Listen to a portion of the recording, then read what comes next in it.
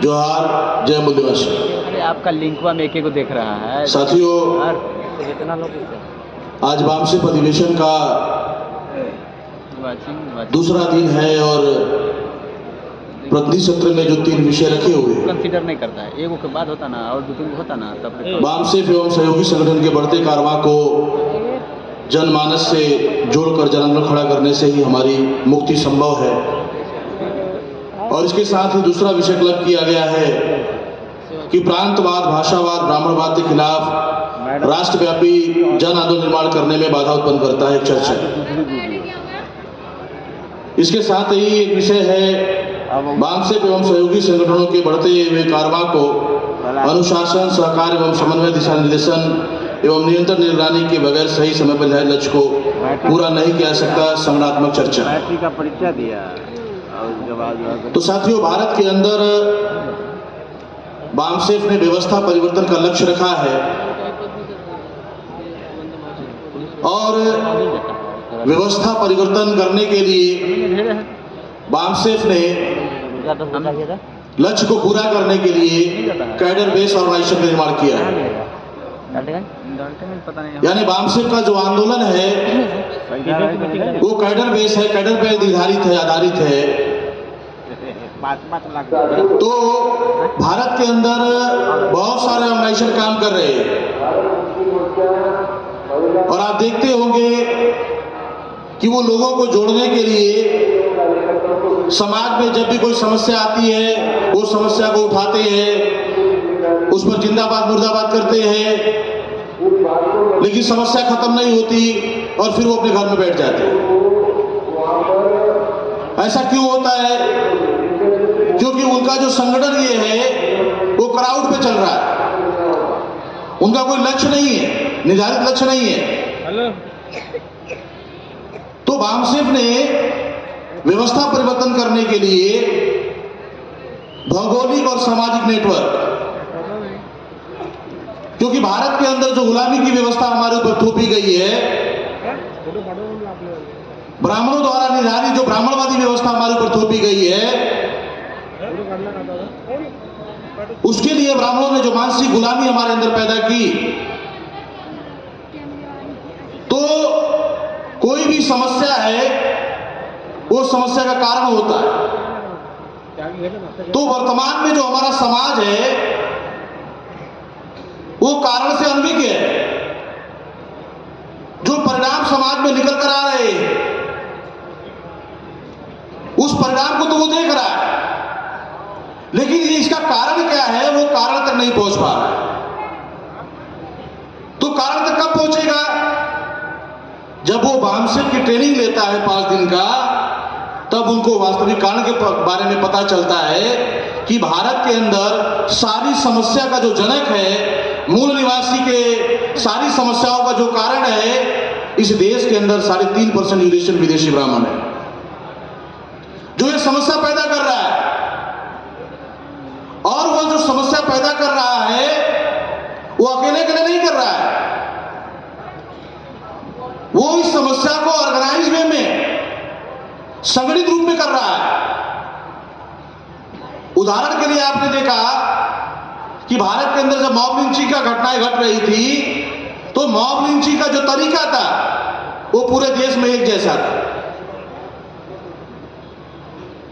और वो लोग पकड़ते थे, मारते थे और जय श्री राम के नारे लगाने के लिए बोलते थे, जबरदस्ती, तरीका सेम था।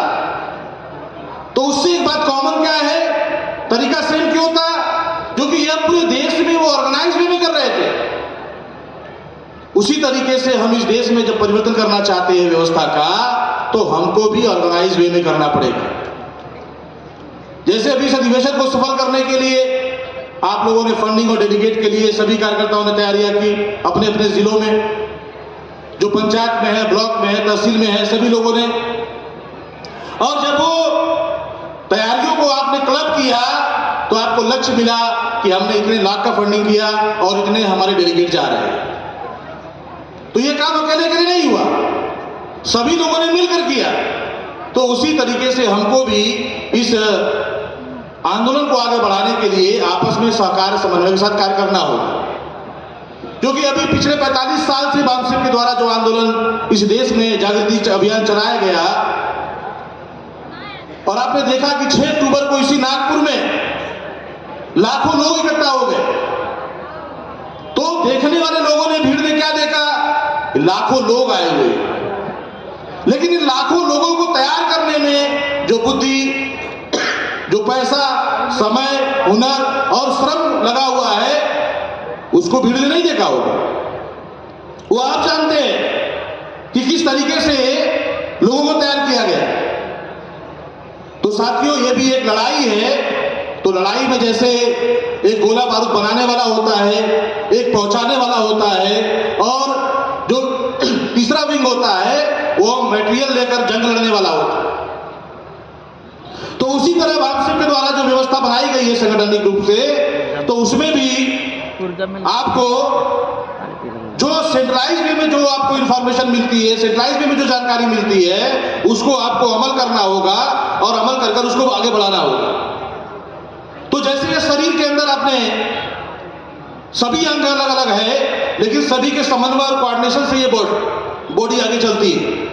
तो उसी तरह संगठन में भी जो प्रत्येक कार्यकर्ता है, उनको जाति, वर्ण, लिंग, क्षेत्र, भाषा, ये जो क्राइटेरिया दुश्मनों द्वारा बनाई गई है हमारी गुलामी को मजबूत करने के लिए, इससे बाहर निकलकर हमको कार्य करना पड़ेगा। और अगर आदमी के ब्रेन को तैयार करो तो आदमी अपने शरीर पर बम बांध के मरने के लिए भी तैयार हो जाता है, जैसा लिट्टे नाम के लोग बनाते थे। यानी इस ब्रेन को तैयार करो तो आदमी अपने शरीर पर बम बांध के मरने के लिए तैयार हो सकता है। तो अगर हम लोगों को तैयार करते हैं तो इस आजादी के आंदोलन के लिए भी लोग तैयार हो सकते हैं। तो साथी, हमको इस देश में ये जो ब्राह्मणवादी व्यवस्था है शेयर करें प्लीज, और इस आंदोलन को जनमानस में ले जाने के लिए जनमानस से जुड़े हुए जो सवाल, शिक्षा का है, बेरोजगारी का है, ये जो सारे सवाल है, जो आपके आसपास लोग हैं, उनके बीच चर्चा परिचर्चा करना होगा, उनके बीच जाना होगा, और जाकर जब इन सवालों और मुद्दों को लेकर हम चर्चा परिचर्चा करेंगे तो निश्चित रूप से वो आपके साथ आएंगे, जुड़ेंगे और एक संगठित शक्ति का निर्माण होगा। तो आने वाले समय में मीटिंग में ये जो वामसिप द्वारा व्यवस्था परिवर्तन का लक्ष्य रखा गया है, इसको पूरा करने के लिए जो भौगोलिक और सामाजिक रूप से जो हमें क्राइटेरिया सेंट्रलाइज वे में दिया गया है, उस क्राइटेरिया को ध्यान में रखकर हमको अपनी कार्यप्रणाली बनानी होगी और सेंट्रलाइज वे में जो भी इंफॉर्मेशन है उस पर अमल करना होगा। अगर हम ऐसा करते हैं तो निश्चित रूप से एक संगठित शक्ति का निर्माण होगा और संगठित शक्ति से आने वाले भविष्य में हम जो व्यवस्था परिवर्तन करना चाहते हैं उस लक्ष्य को पूरा कर सकते हैं। इन्हीं बातों के साथ मैं अपनी बातों को ये विराम देता हूँ। जोहार, जय मधुराष्ट्र।